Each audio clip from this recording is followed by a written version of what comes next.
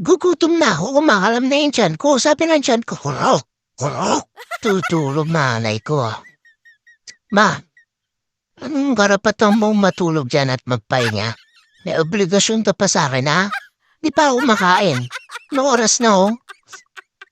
Aba, hindi uso-uso sa iwang pagod-pagod, ha? Aba, gusto kong kumain. Kain ako ulit.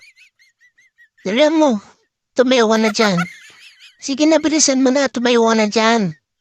Kumakalam na yung tiyan ko, tumayo ka na dyan. Tara na, dali. Ipagsandok mo na ako ng pagkain at susubuan mo pa ako. Bilisan mo na, tumayo ka na dyan. Kailangan ko ng pagkain.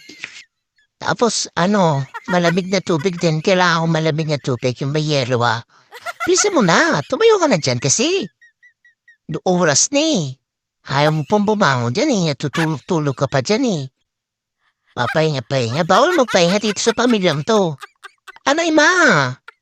Ma! Naman eh. Bituon mo ko sinabi. Naman eh. Ayoko ha? Ayoko. Yakapin mo ko. Ayoko. Okay, tara mo dyan. Agating kita. Tara na, bumangon ka na dyan. Kakain na ako. Gusto ko na kumain. Bilisan mo na. Dali mo, walang pagkain doon. Ano talaga? Bilisan mo na, dali. Bumangon ka na dyan. Dalian mo na. Bumangon ka na. Gugutom na ako. Kumakalam na yung tiyan ko. Sabi ng tiyan ko, kurok.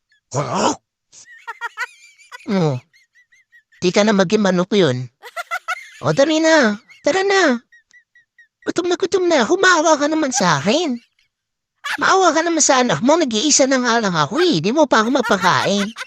Ako na lang kukuha dito. Bahala ka. Magkakalat ako dito, ha. Magpataba ka na lang dyan, kakatulog.